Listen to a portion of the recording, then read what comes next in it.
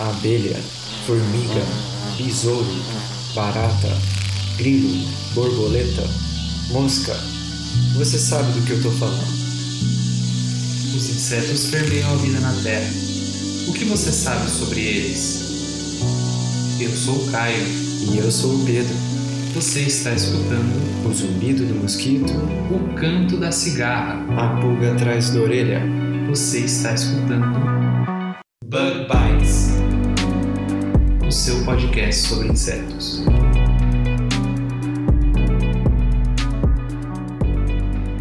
Estamos começando mais um Bug Bites. Falando diretamente da toca do Besouro Studios. E hoje eu vou direto ao assunto, hein? Essa semana a gente tem mais um Pergunte ao Bug Bites. Explica aí pro nosso ouvinte, Pedro, como é que funciona o Pergunte ao Bug Bites. Então, o Pergunte ao Bug Bites, a gente começou há algumas semanas atrás, né? A gente pediu lá no Instagram que as pessoas enviassem pra gente perguntas. Também a gente pediu no Facebook.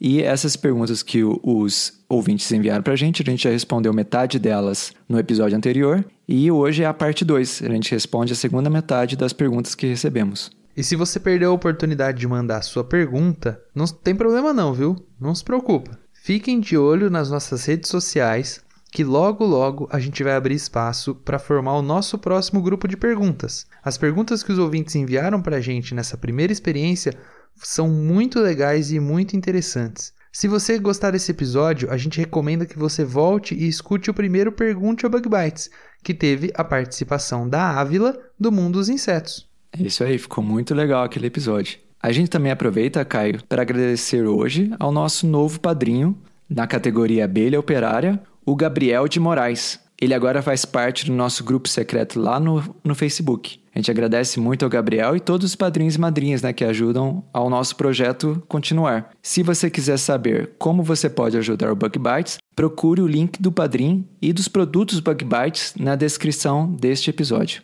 É isso aí. E outra coisa que acabou de acontecer essa semana também e que a gente aqui do Bug Bites está muito feliz foi que o Bug Bites agora também está no Spotify. Não tem mais desculpa para você indicar o Bug Bites para os seus amigos.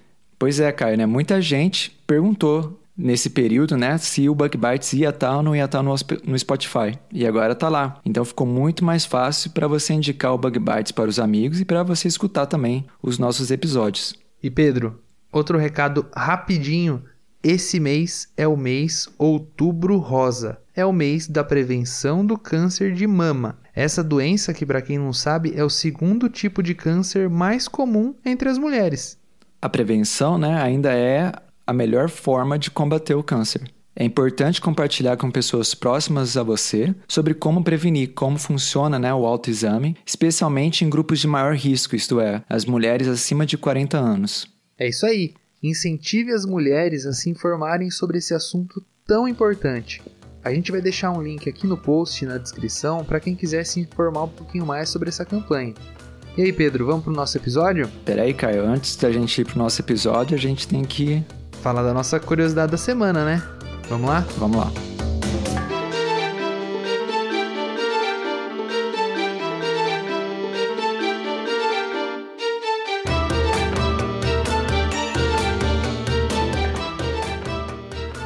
Pedro, nesse final de semana, se você está escutando o Bug Bites em dia, a gente tem eleições.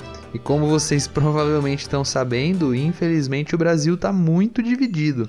Pois é, Caio. É uma polarização bem extrema, né? E muito alimentada por notícias falsas, por teorias da conspiração, né? E uma super relativização da realidade.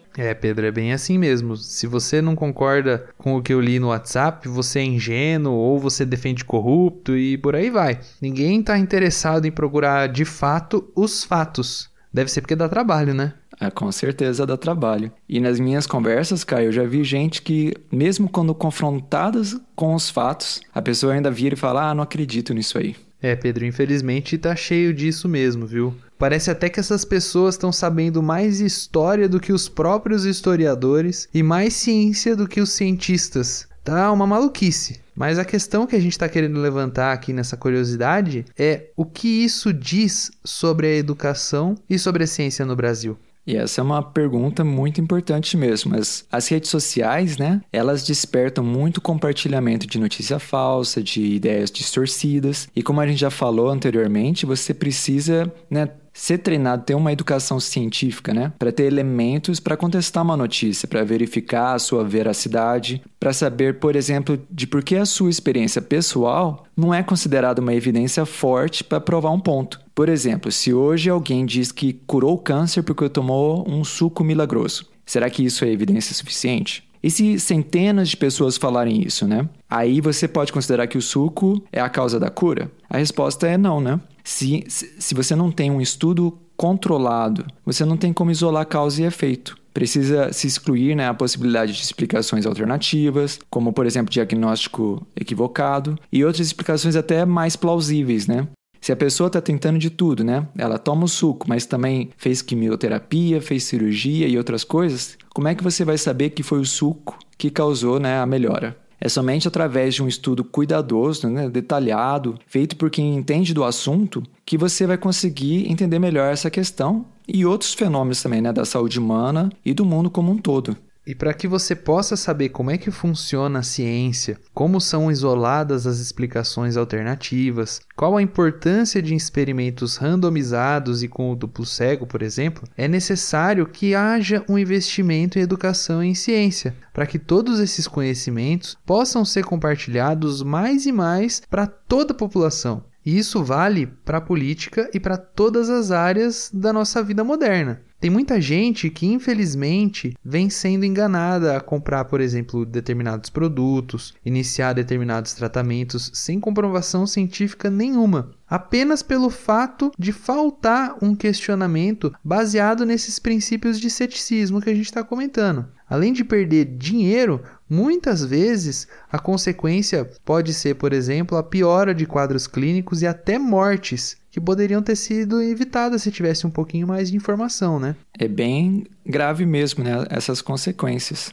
Bom, mas esse lado, né, do fortalecimento e aumento de notícias falsas e disseminação, né, de produtos e tratamentos que não têm, né, validade científica ou que não são de fatos efetivos, é só um dos resultados da falta de investimento na ciência. O outro são perdas mais diretas na economia de um país. Como a gente já falou no nosso episódio número 2, né, sobre a importância da ciência no Brasil, um país que não investe na ciência sofre muito para encontrar soluções para os seus próprios problemas, né? Bom, e foi exatamente sobre isso que a Beatriz Barbuy escreveu no editorial da revista Science, que, para quem não conhece, é um dos veículos mais importantes de publicação de estudos científicos que existem. Ela explica no artigo dela, que ela publicou no dia 28 de setembro, ou seja, bem recente aí, que existe uma percepção errônea no Brasil de que a ciência e a tecnologia têm um baixo impacto na economia. Ela mostra que o Brasil está perdendo várias oportunidades de inserção em projetos de tecnologia de ponta, além de perder substancialmente diversas coisas que a gente demorou muito tempo para conquistar, como, por exemplo, a recente queima do Museu Nacional no Rio de Janeiro, justamente graças a grandes cortes que vêm afetando a ciência brasileira, de fomento à pesquisa e até de manutenção a universidades e institutos de pesquisa.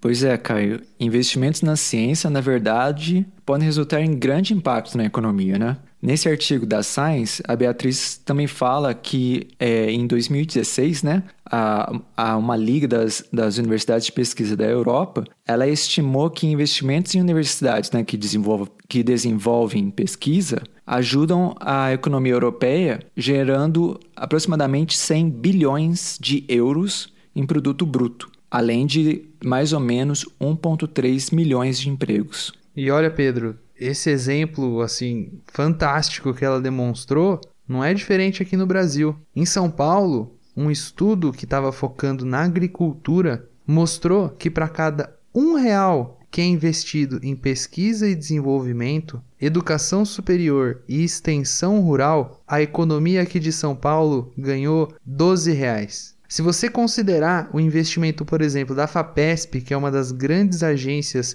de financiamento de pesquisa aqui no estado de São Paulo, o retorno chega a ser de R$ 27 para cada R$ 1 investido em projetos de pesquisa e de infraestrutura nos campos da agronomia e da agricultura. Sem falar, né, Caio, na formação de profissionais no Estado, né? No caso das universidades públicas, cada R$ 1 investido retorna R$ 30 à economia do Estado, pela formação, né, de mão de obra especializada, nesse caso, para a agricultura. Esse estudo, né, que foi desenvolvido por pesquisadores da USP, mostra que o impacto na economia que a ciência traz vai muito além do que as pessoas pensam que alunos e professores fazem na universidade, né? Afinal, Caio, quem já não escutou, né? Ah, Caio, mas você faz mestrado, então você só estuda, né? Não trabalha? Pedro, nem me fala. É muito frustrante como o trabalho de pesquisa não é valorizado pela nossa cultura aqui no país. E é justamente por isso que a gente trouxe esse assunto, né? A gente veio pedir para que os nossos ouvintes lembrassem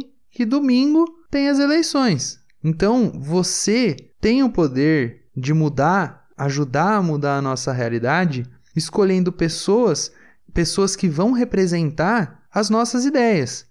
A ciência, a tecnologia e a educação são extremamente importantes, principalmente num país em crise como o nosso. Então, gente, vote consciente. Você está escolhendo, né, o presidente do país, mas você também está escolhendo o deputado, o senador. Tem, inclusive, cientistas que são candidatos, né? Mas a mensagem final é que faça o seu voto consciente, um voto baseado em razão. É isso aí, gente. Vamos aproveitar esse momento que o Brasil vai passar. Ano que vem a gente vai renovar toda uma bancada de congressistas e vamos ajudar a selecionar pessoas que estão se importando com a ciência e com a pesquisa e desenvolvimento no nosso país. Acho que o recado é esse, né, Pedro? É isso aí. Vamos então para o nosso episódio? Vamos lá, então.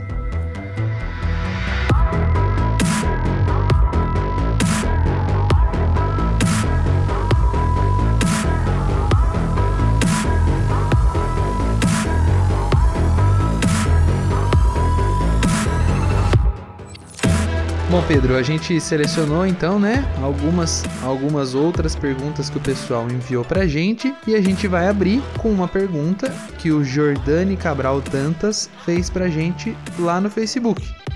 Ele perguntou assim: como é que eu me livro dos cupins dentro de casa? Eles estão acabando com os móveis. E aí, Pedro? Pois então, essa é uma pergunta, né, que os entomólogos devem escutar bastante, né? É interessante porque essa pergunta vem nesse momento, né, de que em muitas regiões do país, né, a gente observa a revoada das aleluias, né, que talvez tenham outros nomes em outras regiões do país, mas as aleluias são a casta reprodutiva de cupins. Então são basicamente o rei e a rainha, né, que se reproduzem e formam novas colônias. Eles formam, né, um parzinho, geralmente você vê quando caem no chão, eles andam em parzinhos. E uma das recomendações, né, que eu encontrei é você evitar, né, que quando tiver revoada, que esses bichos entrem na sua casa. Esse é um primeiro passo. Bom, Pedro, e é sempre muito complicado a gente controlar esse inseto, né? Como eles são muitos indivíduos, as colônias são geralmente muito grandes. O que acontece na maioria das vezes é que você acaba controlando alguns indivíduos e não matando a rainha ou matando a colônia inteira, né? Sim, até para o pessoal que é especializado, né, em controlar cupim, pode encontrar dificuldades. E como a gente aqui não vai, né, recomendar, né, o ouvinte a utilizar o produto químico A ou B, a gente sempre favorece que você procure um profissional especializado em controle de pragas urbanas. Existem, né, diversas opções no mercado. Você também pode se orientar por referências, né, qual que é o mais bem avaliado. É isso aí, Pedro. Hoje em dia é muito fácil você encontrar alguém que é muito bem avaliado e que faz um serviço bom, principalmente com a internet, né? E vale a gente lembrar que, como sempre, a prevenção é sempre a melhor solução. Eu encontrei, Pedro, algumas recomendações que eu acredito que elas são muito válidas. Então, por exemplo, para você não ter problema com cupins, é legal você dar preferência para móveis que sejam feitos de madeiras nobres. E sempre de origem certificada e regulamentada. Tem muita madeira que é nobre, mas a origem dela não é regulamentada. E aí você vai estar cometendo um crime ambiental. Outra recomendação é que você utilize na sua casa sempre móveis que a madeira sofreu tratamento, tanto tratamento químico como tratamento físico.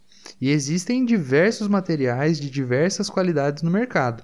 Os tratamentos eles vão durar aí mais ou menos 6 ou 7 anos e vale mais uma vez consultar um especialista para que ele veja se o seu móvel foi tratado, se ele precisa de tratamento, coisa e tal. E outra dica que é bem legal é você evitar trazer móveis usados que tenham origem duvidosa ou que não foram tratados ou cuidados para dentro da sua casa. Quando você faz isso, você pode trazer um novo ninho para dentro da sua casa, que pode acabar infestando os seus móveis que não estavam infestados. Outra dica é fazer uma checagenzinha a cada 6 ou 8 meses, para você ter uma ideia, né, se você tem uma infestação recente ou não. É isso aí, cara. Então agora a gente vai para a nossa próxima pergunta. A pergunta que a gente recebeu lá no Instagram. O usuário chama-se Insetos Caissara e ele pergunta o seguinte: sobre o Tenebrio molitor, que é o besouro da farinha, né? Há alguma relação entre a temperatura de incubação dos ovos e a proporção entre macho e fêmea nascidos? Olha, essa pergunta ela é muito interessante e muito válida, porque de fato existem alguns organismos em que a temperatura de incubação dos ovos pode determinar o sexo. A temperatura de incubação dos ovos vai determinar o sexo, por exemplo, em algumas tartarugas e em todas as espécies de crocodilianos. Mas no caso de insetos, geralmente o sexo é determinado pela combinação de cromossomos. Alguns sistemas que vão ser mais ou menos como o nosso sistema, o sistema dos seres humanos, mas alguns outros que vão ser bem diferentes. Só que na realidade essa pergunta do pessoal do Insetos Caissara fez o Pedro encontrar uma informação muito legal. Conta essa informação aí, Pedro. Pois é, Caio, eu estava lendo, né, e aí descobri o seguinte, que a descoberta, né, do sistema de determinação de sexo, né, que nos seres humanos é XY, né, então uma combinação de cromossomos sexuais, foi descoberta por uma cientista americana em 1905. E em 1900, né, ainda estavam sendo redescobertos os trabalhos do Mendel, né, com as ervilhas e tal. Mas a Nettie Stevens tinha uma grande curiosidade de descobrir se o sexo era uma informação passada de maneira hereditária. E adivinha só, ela estava estudando o Tenebrio molitor, né, o bicho da farinha, que a gente conversou aí, e ela notou que ele tinha 20 cromossomos, tanto em machos como em fêmeas, mas em fêmeas, a Nettie notou que o 20º cromossomo, né, ou melhor, o parzinho, tinha um tamanho constante. Oi pessoal, aqui é o Pedro do futuro. Eu voltei aqui para editar essa parte do episódio. Eu falei uma coisa errada.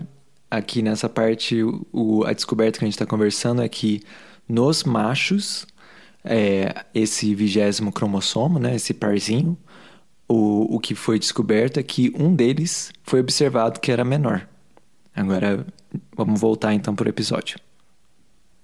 E ela estava descobrindo aí o sistema XY de determinação sexual, como acontece, né, nos seres humanos. Ela também observou, né, ela fez uma predição, né, que talvez o 20º cromossomo, que é menorzinho, é carregado por espermatozoides. Aí ela foi lá, verificou e acertou que os espermatozoides carregavam a versão menor do 20º cromossomo e os óvulos não.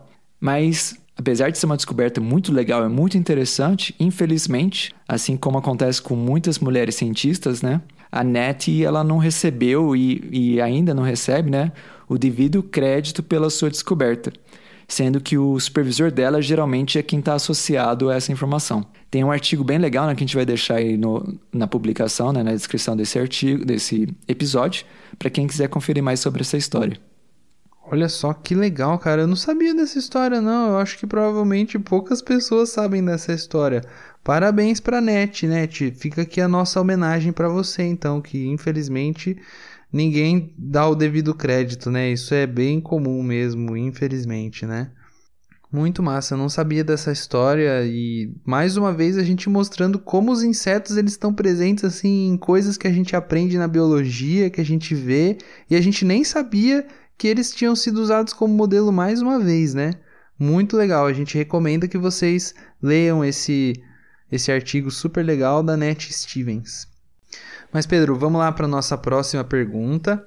E quem enviou essa pergunta foi a Mi Franzon, ela enviou lá no Instagram e ela mandou assim: Oi, eu vi uma borboleta amarela sobrevoando o corpo de outra borboleta morta.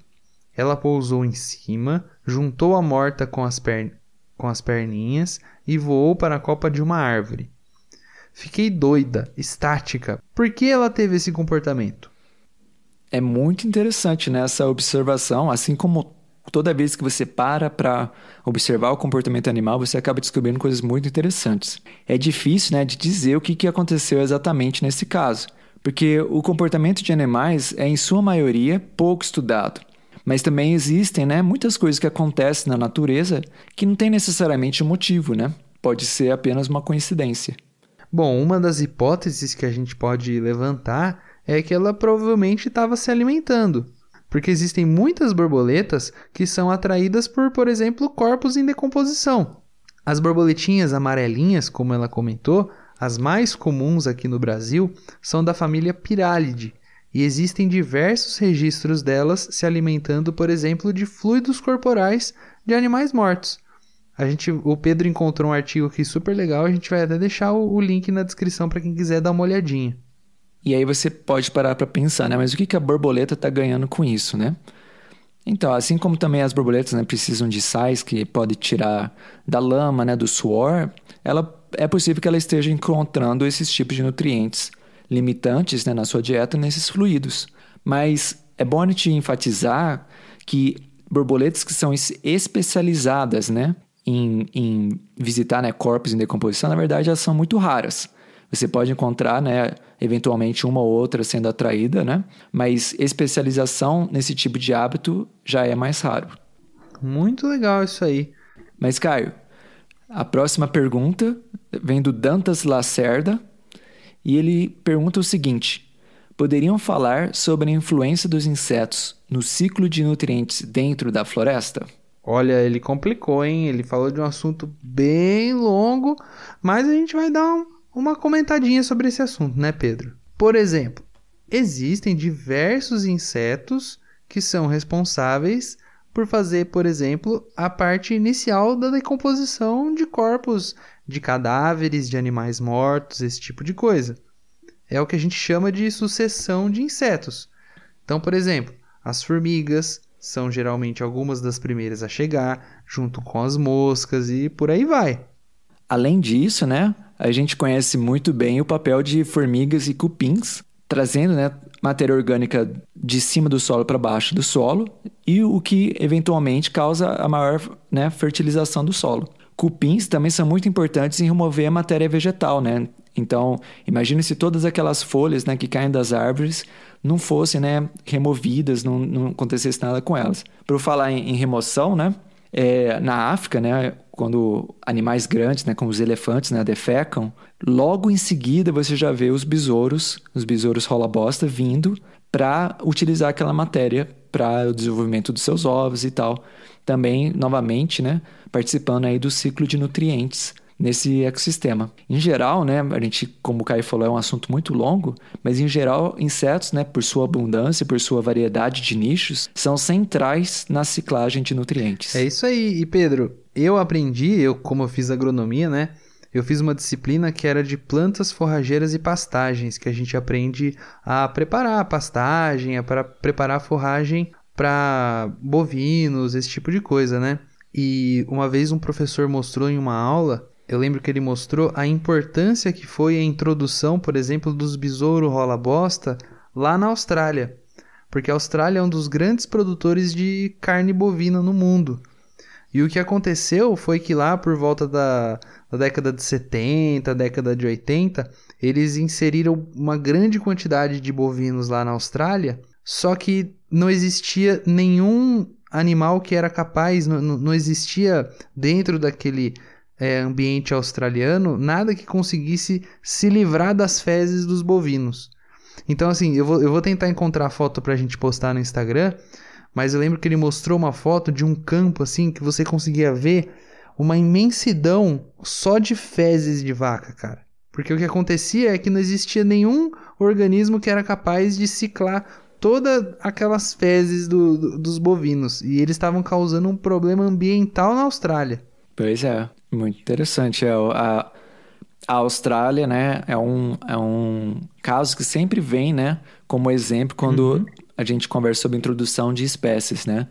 Então, teve a introdução aí do gado, aí teve que introduzir o besouro da África para também cuidar das fezes do gado, né? E provavelmente, talvez, não sei se teve algum problema com o besouro, né? Aí teria que introduzir um outro predador, né? Para controlar o besouro. Mas, assim, tô exagerando, mas são bastante as histórias desse sentido lá na Austrália. Com certeza, Pedro. Muito legal, né?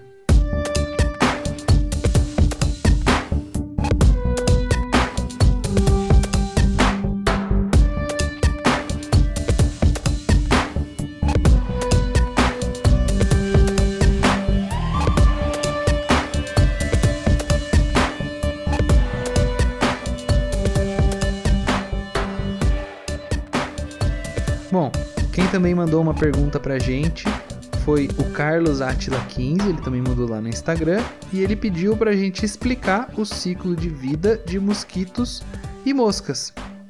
Pois então, a gente não sabe se o Carlos ele estava interessado num tipo específico, né? Mas os mosquitos e as moscas têm o ciclo de vida homometábulo, que a gente até mencionou antes em episódios anteriores. Então, por exemplo, em mosquitos, né, você tem a deposição de ovos, né? Desses ovos eclodem larvas. E em mosquitos, geralmente, em algumas espécies, né, a larva é aquática. Então, tem importância nos rios, né? Desenvolve mecanismos interessantes de respiração. Até tem um díptero, né, que é da família dos quironomídeos, que, por causa desse hábito, né, de morar ou de se desenvolver na água, né, ele se desenvolve geralmente em água com pouco oxigênio e ele conta com hemoglobina na sua hemolinfa para capturar o oxigênio nesses ambientes. Bom, já no caso das moscas, a gente tem diversos casos de moscas, né? Mas a gente decidiu falar aqui sobre, por exemplo, as moscas das frutas, que têm uma importância econômica muito grande aqui no Brasil. Elas são pragas muito importantes e são muito importantes também internacionalmente, porque existem diversos países que não aceitam frutas que estão infestadas por essa larva, né? Que entra dentro das frutas e se alimenta das frutas, deixando a fruta podre por dentro, né? Pois é, e para completar, né, então a gente tem aí o ciclo homometábulo, que aí também o ovo, a larva, o adulto, né, e entre o adulto e a larva você tem a formação da pupa, então é igual nas borboletas, né, o adulto também vai formar uma pupa, a larva no seu estágio final de desenvolvimento forma uma pupa e tem a metamorfose para adulto. Bom, vamos então para a próxima pergunta. E quem mandou essa pergunta foi o usuário de nome Shine. E a pergunta foi o seguinte: qual é a melhor instituição para se especializar em entomologia, programas e outros, né? Olha, essa pergunta é uma pergunta bem difícil de se fazer, né? Porque eu acho que, assim, pessoalmente, a minha opinião é que depende muito do tipo de especialização que você quer ter em entomologia. Existem diversos programas pelo Brasil, cada programa geralmente pode ter um foco, e existem diversos pesquisadores que estão em programas ou que estão em institutos, então aí vai depender um pouquinho do tipo de foco que você quer ter na sua pesquisa, que você quer ter na sua formação, né, Pedro? Quem gosta de ciências agrárias, alguns dos programas que são melhor avaliados pela CAPES são, por exemplo, o nosso programa, que é o programa da Exalc USP aqui em Piracicaba. Existem também os programas da Universidade Federal de Viçosa. Existe também o programa lá da USP de Ribeirão Preto, né, Pedro? Sim, e o da USP de Ribeirão Preto já não é necessariamente só para quem está interessado na parte agronômica, né? Lá tem bastante parte de taxonomia, de evolução, né? Então, tem muitos programas com opção, né? Esses que o Caio citou, né? Incluindo a USP de Ribeirão, são os que estão, assim, no topo, né? em relação à nota da CAPES, mas se você também procurar outros programas que não são necessariamente de entomologia, você também pode estudar os insetos como seu objeto de estudo, né? Por exemplo, o programa de zoologia, né, da USP de São Paulo, né, do Museu de Zoologia, é muito bom também. Muita gente lá estuda insetos por lá e são tão competentes como alguém que se formaria, por exemplo, num programa mais específico de entomologia. Também tem o programa de ecologia da Unicamp, tem ecologia no Rio de Janeiro. Então, assim, você pode procurar tantos programas de entomologia, né, que tem um foco mais agronômico ou mais de evolução dentro dessas áreas, ou também você pode ir num programa que não é de entomologia, mas estudar insetos e também se especializar nessa área. A Shine, a gente não conhece ela, né? A gente não sabe se ela ou ele, né? A gente não sabe se essa pessoa tá na graduação ou tá para entrar na universidade. Mas ao entrar na universidade, uma opção que a pessoa tem é fazer estágios, né, em laboratório que estudam insetos, né? Para você ter esse contato com a área e se decidir, né? Quero mais essa área, mais aquela. E acaba, né, vislumbrando mais, assim, o foco, né? De onde essa pessoa gostaria de ir na carreira. Eu não tenho certeza se existe programa de graduação em entomologia. Acho que eu ouvi falar que existe no Sul. Eu já procurei uma vez, mas eu acho que não tem, não. Eu acho que aqui no Brasil ainda é só biologia. Nos Estados Unidos eu sei que tem, né? Entendi. Bom, a nossa próxima pergunta, quem enviou foi o Daniel, _H_B_ Mendes, lá no Instagram. E ele perguntou: como a gente pode saber se nós estamos diante de uma espécie totalmente nova e até então desconhecida? Existe algum procedimento? Com certeza tem um procedimento. E é uma das bases, né, da história natural, né, que vai lá atrás, né, quando o Linneu estava definindo, né, o conceito de espécie, né, começou a criar um sistema, né, binomial para nomear as espécies. E até antes disso, né, até os índios também, né, tem o seu sistema, né, mas focando mais, né, como que os taxonomistas fazem, como que os sistematas fazem, historicamente é através da morfologia, né? Você compara o espécime que você encontrou com um espécime de referência, que são os holótipos, que o Caio, inclusive, comentou no nosso episódio anterior sobre o Museu de Entomologia, né, da Exalc. E esses holótipos são representantes de quando a espécie foi descrita. E você pode usar, né, diversas métricas, né, diversos aspectos de morfologia para comparar se aquela espécie que você tem em suas mãos é diferente ou igual ao espécime de referência, que é o chamado holótipo. E isso lembra a gente, né, da tragédia do Museu Nacional, né, onde se perderam vários espécimes, incluindo holótipos, né, de muitas espécies que foram descritas não só de insetos, né, mas de outros organismos também. A comparação dos espécimes, né, esses estudos minuciosos de morfologia, são muito importantes, mas hoje a gente também conta com a biologia molecular, que aí você vai lá no DNA para procurar essas diferenças. E para isso você pode usar, né, os chamados marcadores moleculares, né, que são genes ou regiões gênicas, né, que apresentam uma taxa de diferenciação que você pode acompanhar, né, quando duas espécies são separadas, né, por essas diferenças. Então, esses trabalhos auxiliam, né, na identificação de uma espécie nova à ciência. Bom, mas o conceito de espécie é muito complicado.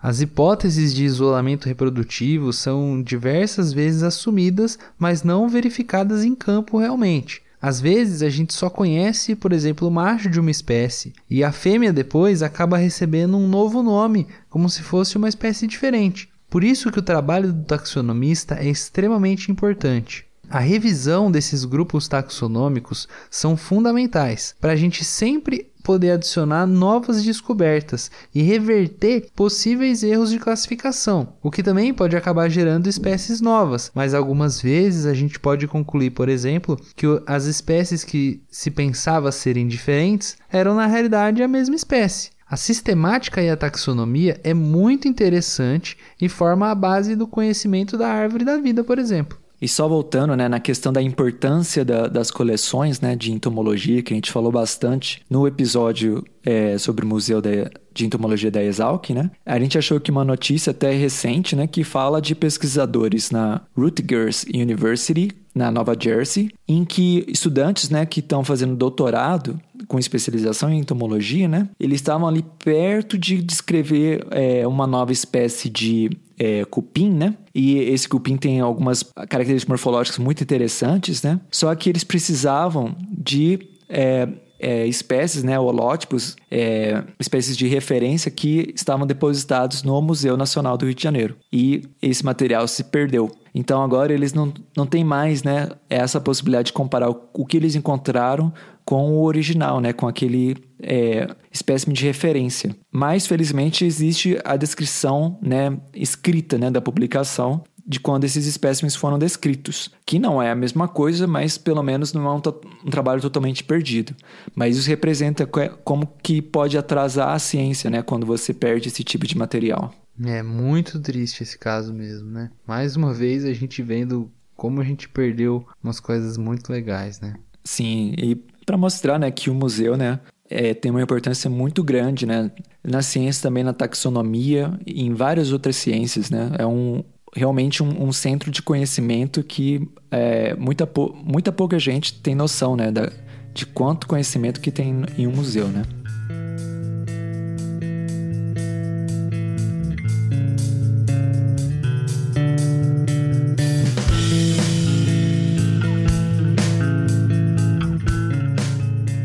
Vamos aqui para a nossa próxima pergunta, que foi mandada pelo usuário Laís Barri, provavelmente uma menina. E ela pergunta o seguinte, na verdade ela faz uma solicitação, ela solicita um episódio sobre as famosas drosófilas. Então a gente não vai, né, fazer um episódio hoje sobre as drosófilas, mas com certeza está aqui na nossa lista, né, de episódios futuros, junto com o episódio sobre entomologia forense e entomofagia, mas vai vir um episódio sobre drosófila. Vai vir. Pode deixar. Passando então para a próxima pergunta.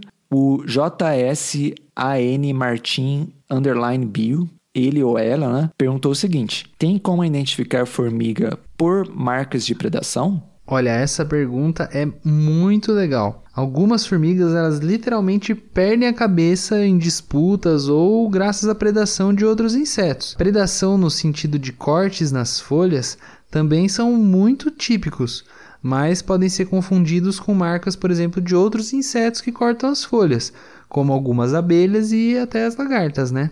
Mas em geral, né, assim, a grosso modo, né, é possível, né, você identificar um corte que foi feito por uma formiga cortadeira, né? Mas nós aqui do Bug Bites, a gente desconhece um estudo que tenha, né, desenvolvido um sistema, né, uma classificação de marcas de predação por formigas. Mas a gente sabe, né, que formigas têm uma grande variedade, né, na sua morfologia de mandíbulas, né? Então seria bem interessante, né, se realmente existe, né, uma marca, né, uma assinatura de mordida por um grupo de formigas, né? É muito legal essa sua pergunta.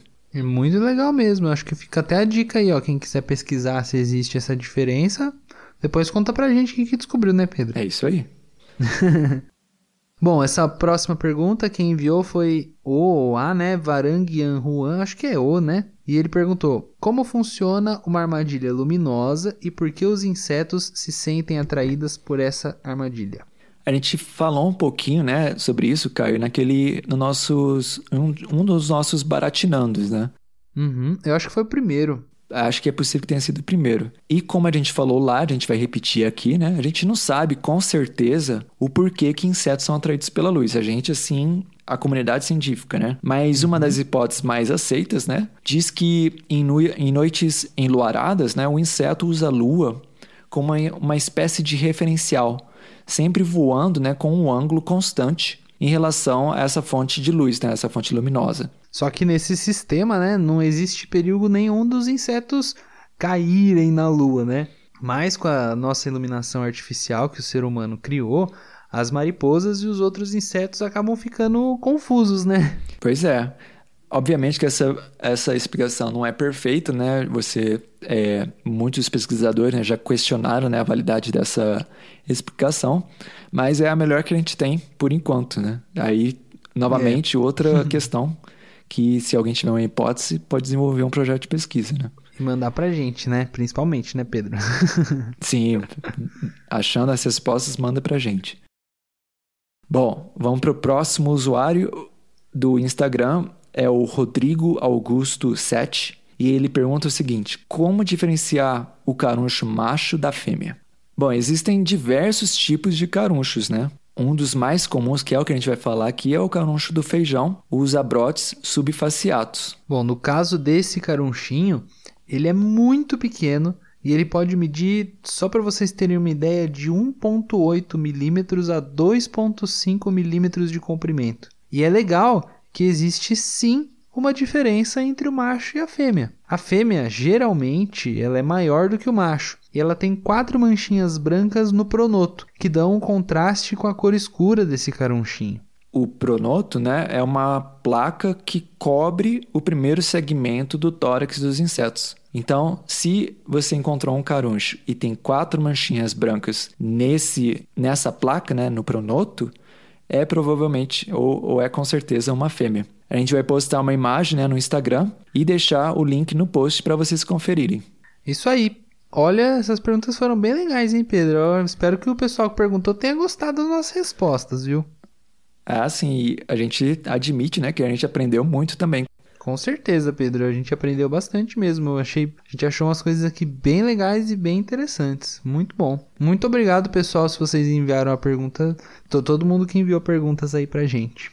É isso aí. Então, se você ficou grilado com alguma coisa, ficou com a pulga atrás da orelha, ficou com aquela pergunta formigando, você vai ter sua oportunidade também de fazer a pergunta pra gente. Fica aí de olho nas nossas redes sociais. Isso aí, fica de olho que quem sabe qualquer hora a gente não tá pedindo novas perguntas aí, né, Pedro?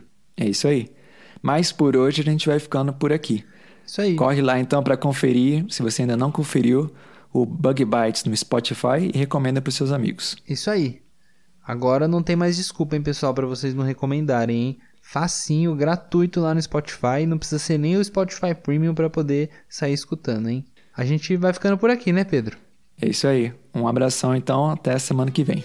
Falou, pessoal, até semana que vem. Tchau. Tchau.